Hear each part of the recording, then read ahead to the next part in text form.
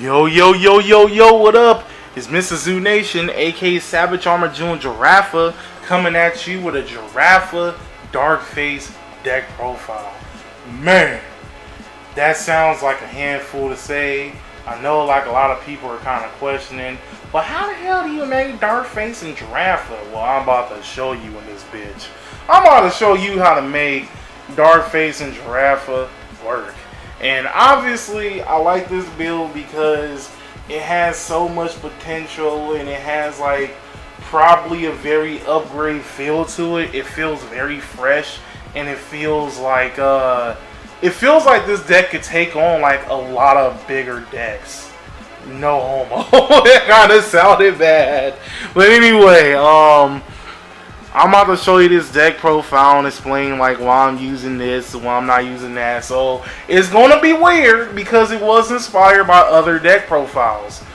But it's gonna be weird, but at the same time, you're gonna love it. You're gonna enjoy it. And you're gonna do everything with it. So, without further ado, this is Darkface Giraffa. So first, you kind of see that we're not using Rosenberg, we're using Lava Mutant Giraffa. So this is a start. This is the starter of the ride chain, and basically what happens is when a card named Pupa Mutant Giraffa rises unit, search your deck for out the one card named Elite Mutant Giraffa, reveal it to your opponent, put it to your hand. So basically, you call out the grade 1. The grade 1 calls out a grade 2. And basically you got like a whole first two, a guaranteed grade 1 and a guaranteed grade 2, which is actually pretty good. Now you're kind of be like, well, why are you using a ride chain in today's format where ride chains are known to fail and stuff like that? Well, I'm about to show you in a minute, but first I'm going to get through triggers. So now the next thing you notice is I'm not using the Relish Lady heal trigger. I'm using regular ones. Well, why is that? Well, the thing about Darkface is it has a very decent draw engine, but at the same time it becomes a deck that decks itself out. So what Relish Lady skill is you draw a card, you ditch a grade 1 or less, and you draw a card, which actually doesn't sound too bad like on paper, but in a deck that decks itself out, that's kind of like, I don't know, that's kind of like backfiring it. So that's the reason why I'm using like the vanilla heal trigger instead of that one. I wish it was more like a counter charge one. I would have like enjoyed that a lot. And then at the same time, the G guard, it allows you to draw if the thing happens anyway. So at the end of the day, you know, you still get some pluses off of it. But also, I like the artwork to this one. I love the artwork to this one. This one is hella cool. Next, we are using Bomb Scissors. Pretty decent one for Darkface. Pretty simplistic. Don't really need to go into much detail. You just put in the soul, give it 5k, draw a card. It also helps with getting stuff into the soul. So at the end of the day, this is a hell of a good card. Next, we are running 4 Ignite Shatters. Again, this is your typical give somebody, put it to the soul, give somebody 3k into the end of the turn. The 3k isn't the reason why you're using this. You're using this because this gives another way to use soul. Now, you could be saying, well, why are you not using Widowmaker? And Widowmaker is a hell of a good card. It, you know, it stuns a grade 1 or less, and at the same time it goes into the soul and counter charge 1. But we're not using too many counter charge units in this deck, so we don't need to use the stand trigger, which is actually a pretty good and pretty bad thing at the same time. Last but not least, we're running 4 more crits, because why not? 8 crits works in this format. You know, I would run 12 though, but there's no crit that goes into the soul, so that's pretty cool. So we're going to start with grade 1s. Now this is who Pupa is. So once he rises onto the grade 0, he gets out the grade 2. And I'll explain that in a little bit when I get there. Well, anyway, Pupa Mutant Giraffa has like another skill that doesn't really matter. because we're not running Evil Armor General Giraffa, so there's no point of really using the skill. But as long as he's on the Vanguard circle, he gains an extra 2k, so he becomes an 8k on the Vanguard circle, which is actually a pretty good trade-off. Now, I'm only running one, and you're kind of wondering why I'm running one. Well, I'm about to explain that in a minute. But for now, we're going to go on to the next one, which is Phantom Black. Another 8k, so just in case we don't have him to go into, we still have another 8k to stay on the Vanguard circle, which is actually pretty cool. Also, we could use this to boost the Vanguard, so you can get like an 8k as you're hitting for like 34 like minimum and stuff like that. So at the end of the day, you know, Phantom Black comes very in handy. We're only running one because why not? We're running 4 Vulcan. The thing I like about Vulcan is he's the counter charge of the deck, and he does it at the beginning of the main phase only, which is probably the only bad thing. But outside of that, man, he's pretty good. He's pretty good everywhere else, which that's what I like about it. Hold on, let me adjust my camera here for a second. But anyway, that's what I like the most about this unit right here. And then he has like a skill that you use when you have Darkface as the Vanguard. So basically, if Darkface is your Vanguard, he has resist, and he prevents your opponent from intercepting that's in the exact same column as this. So as long as he's in like the left or the right column, your opponent can't intercept whatever in the left or right. This screws over Gugrit. It screws over anybody trying to get intercepts in. It screws over Brave. It screws over a lot of stuff. So that's what I actually like about this card. And it has resist, so it's pretty hard to get rid of. So that's what I like the most about this card. And it activates during like the main phase. So that's a pretty good card right here. I love it, love it, love it. We're playing 4 Stride Fodder. There's really nothing to explain right there. It's pretty simple. Ditch him for a Stride, or search him out for Darkface just in case he's not in your hand. Whatever. Now, last but not least, we're running like 4 PGs. These are the unflipper ones. More counter charge abilities, so there's also no self-explanatory in this one. So it's actually pretty cool. Now, I will admit, I want to get rid of Phantom Black in one of the Dorcases to put in Brilliant Blister. Now, Brilliant Blister is a card that if it's put on the Guardian Circle, your opponent cannot restand their Vanguard. So it definitely hits Dimension Police in a very special place. Favorite Champ Victor, you may be able to restand your your rear guards, but not your Vanguard. You're not be able to restand that. Oh, Ophalord, hello, you want to restand, don't you? Don't you, bitch? Nah, you ain't gonna be restanding at all.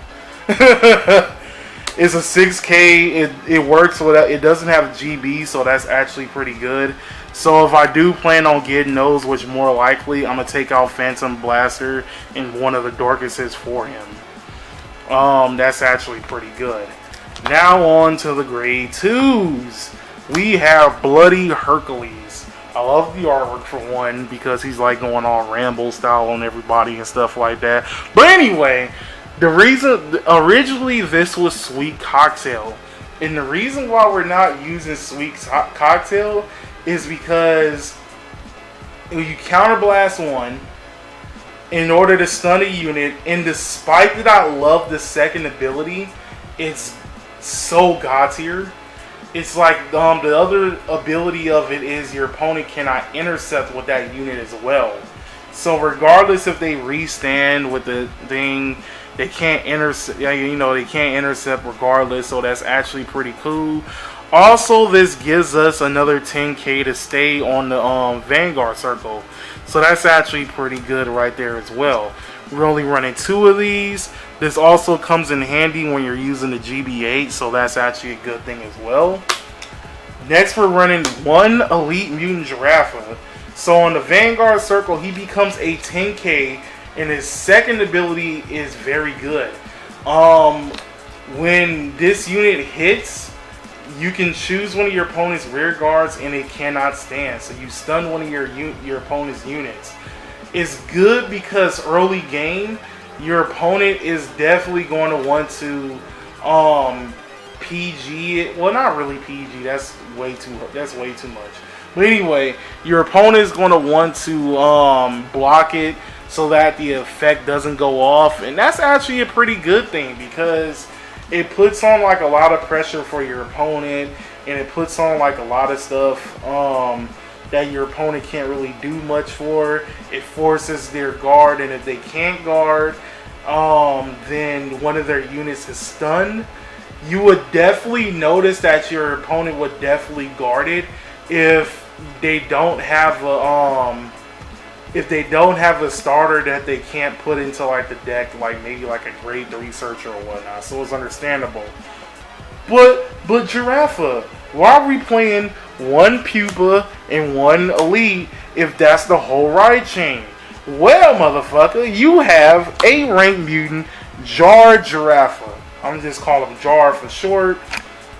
He has an ability where you can counterblast one. If I have a Vanguard with Giraffa in his name, choose up to one of my opponent's rear guards, rest it, and this unit gains 2k. It does say up to, so that means even if all of your opponent's units are at rest, you can just counterblast and get 2k. But sometimes that's worth it, sometimes it's not. But anyway, in the hand, if I have Lava Mutant Giraffa as my Vanguard, I can ditch him to search for the Grade 1. And when the Grade 1 rides over this one, it searches for the Grade 2. So that's why we're using this ride chain inside this deck that is supposed to be a hybrid of Darkface and Giraffa. That's actually pretty good, I will admit that. Yeah, they are vanillas if I have Darkface as a Vanguard, but that's pretty cool.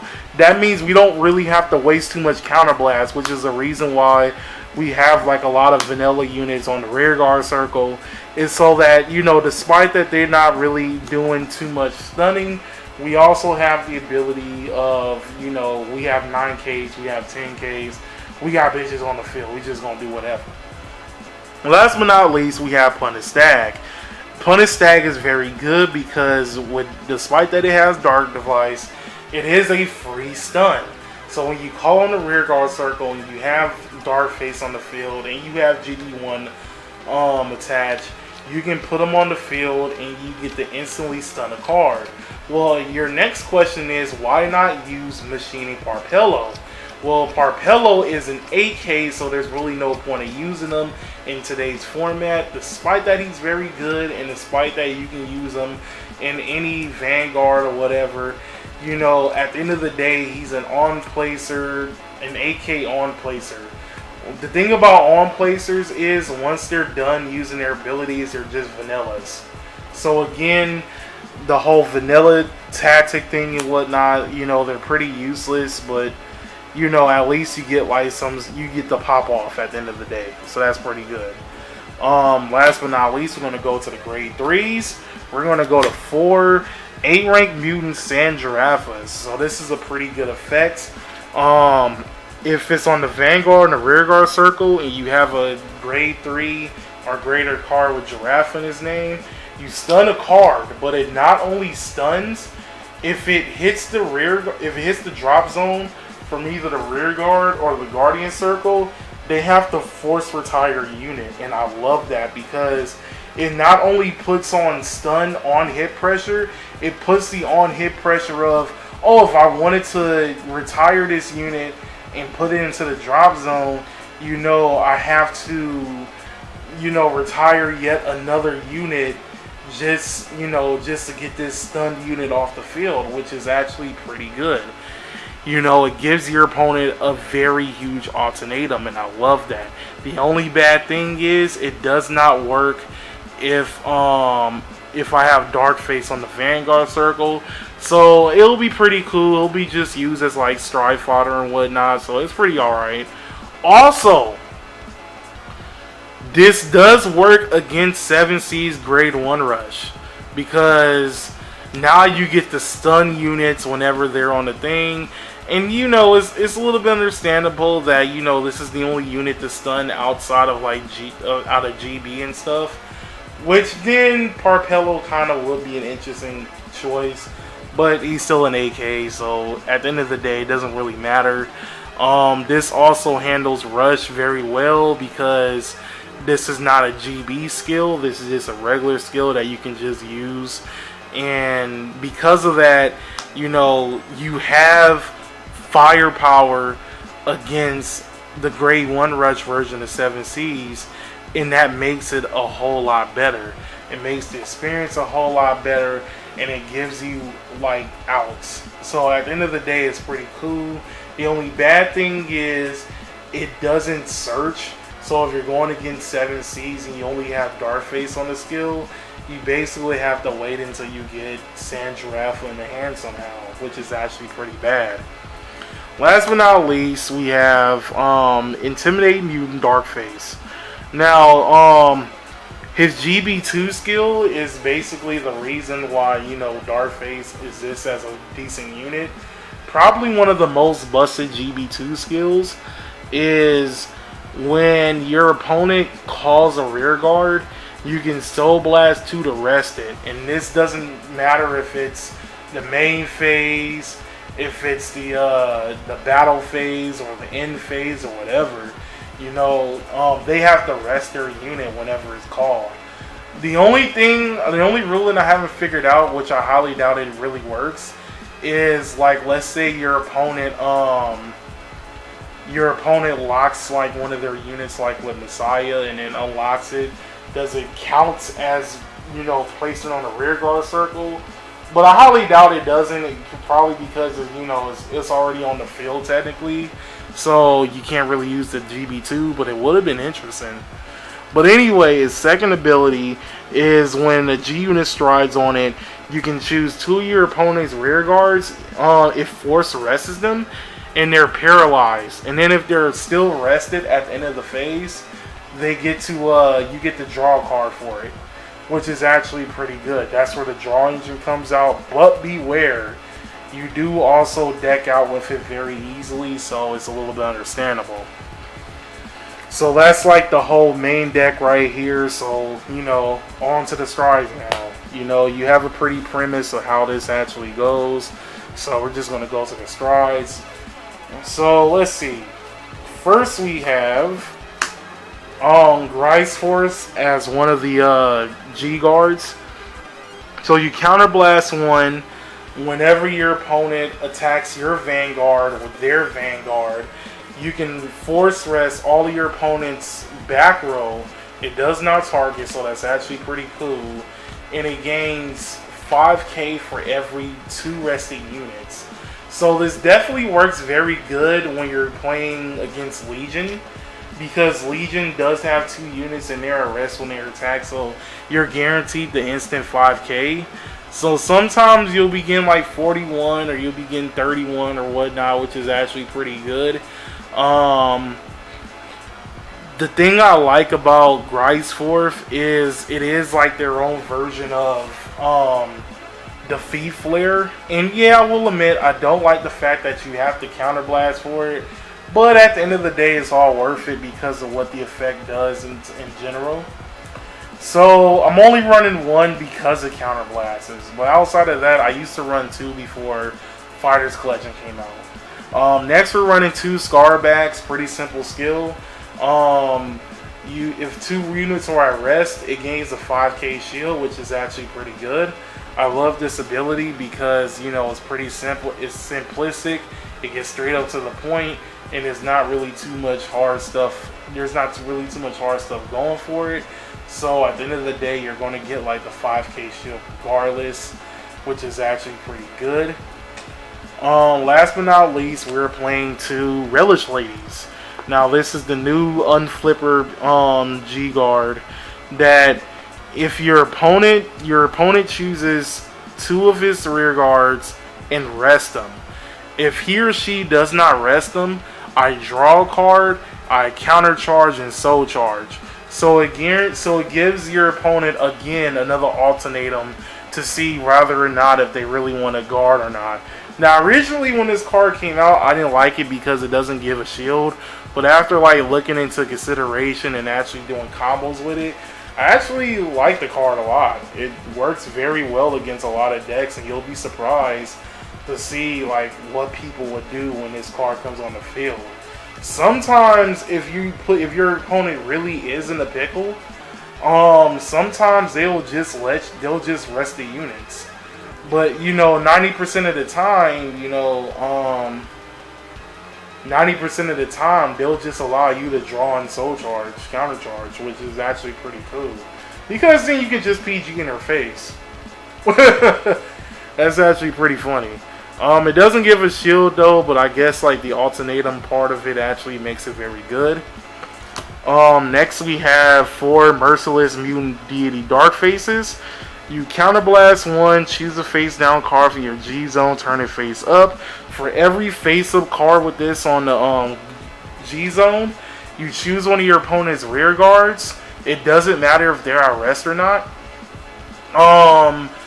They cannot be chosen by your opponent's card effects, and they cannot intercept. And your Vanguard gains 5k for each unit you choose. So basically, if you choose 3 units, you have 41k to go into. The good thing about this card is it stops a lot of plays. Like if you were to strive first against Luard, and they only have like 1 unit on the field, they can't use Luard's on stride skill to retire that unit because it targets.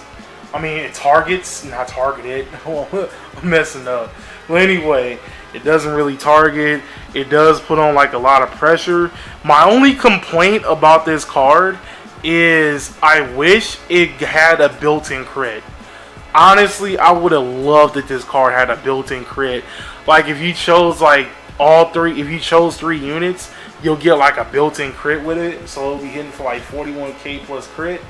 But we can't get everything, so that's actually pretty decent at the end of the turn. Plus it also helps you very fast with your getting the GB8 because of course you're unflipping stuff. But speaking of unflipping stuff, we're running 1 Staggo Dipper. So what he does is counterblast 1, choose a face down card from your G zone, turn it face up. So choose up to 3 of your units, and until the end of the turn, they get 1,000 for each of your opponent's units at rest. So it's actually pretty cool if your opponent has like a full field of of cards that are at rest. It doesn't reset if like let's say they damage check a stand trigger and stand one of the units. Because it hits you at the base, it doesn't reset, which is actually a pretty good thing. I wish there was more cards like it. This was originally like one of the finishers that we had before GB8, and it wasn't really a good one because if you're to go against a deck like Grand Blue or Pale Moon or Great Nature that can basically give up their whole field and not really give 2 shits about it, it gets around it and you're only going to gain 1,000. But that's 1,000 more that you can be hidden with, and it makes passing for 3 a lot harder. So at the end of the day, it's pretty good. Regardless. You're also going to use it just to unflip, so it's alright. Next, we're using 2. I'm thinking about running 3 Tyrannuses. The one card a lot of people hate. So, you counterblast 2. You choose a card from your hand and discard it. And your opponent cannot call his or her units to the rear guard circle until the end of your opponent's next turn. So basically, if they wanted to call something from the soul, they can't call shit. If they want to call something from the deck, they can't call shit. If they wanted to call something from the drop zone, they can't call shit. If they wanted to call something from the hand, they can't call shit. Last but not least, if Bermuda Triangle and them bitch-ass mermaids want to bounce back and come right back onto the field with some more power, they can't come back to the field. That's right, we got something to negate your ass for once. Because we're a mega colony, and that's what we do. We piss off bitches like you. But anyway, the only bad thing is this card counterblasts 2, which Of course, Counterblast is in his deck, goes against everything. So at the end of the day, it's still a very good card, very expensive one at that still. Again, I'm planning on probably running 3. But ever since the GBA thing, I've been using this guy less and less. But, you know, it's still a pretty good card against, you know, decks like Pale Moon or whatever that wants to, like, call stuff, but they can't at the end of the day. Now here's my personal tech. Evil Armor Mutant Deity Goliath. So, basically, if you have a hard card with Giraffa in his name, choose up to 6 of your units with Giraffa. They gain 5k. If all of your opponent's units are at rest, they gain 5k. And if they attack and all of your opponent's units are at rest, you can choose one of your opponent's units and and stun them. So basically, this gives like a very good alternatum, because if you have like a full front field with Giraffa in it, they not only gain +5, but they also have very good on hit pressure. So at the end of the day, this card is actually pretty decent, but not too good. I'm only running it because I'm running Giraffa as a grade 3, and just in case I don't have Darkface on as a grade 3 yet and I need to Stride, this is the next best thing to go into. And then of course you have stuff like the other A rank that allows itself to gain like 2k, you know, just to do whatever. I mean, it's a pretty decent card, but even if I'm not in Giraffa, this is still like a card for him to unflip if I don't have any more Dark Faces to unflip. So, you know, it makes a pretty good unflip target, and that's actually pretty good. Last but not least, we're running not 1, but we're running 2 Tyrannuses. This is the GB8 I've been talking about. So, GB8 is all your opponent's vanguards and rear guards lose their auto abilities and cannot intercept.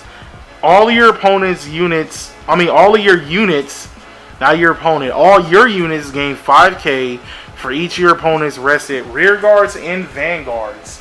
So if your opponent has a full field and they're all rested, they not only can intercept, they not only cannot intercept, you are gaining 5k for each rested unit. 5k for each rested unit. Which means a full field, 6 units. 6 plus 5 is 30. That means you're hitting for 60k per row. Instantly. 60k plus whatever the maximum that you're boosting and attacking with your, you know, Vanguard or Rear Guard for. The highest I got right now, only because I didn't use anybody with a full field in Legion, is 93k. But if Legion was there, I'll be hitting for 98. So yeah, it's either PG or die, because I highly doubt you have any more G guards, and if you do, then it's whatever.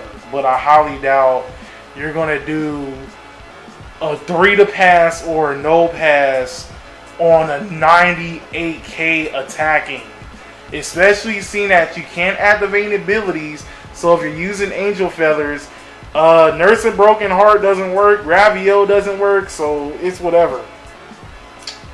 But basically that's my whole deck profile.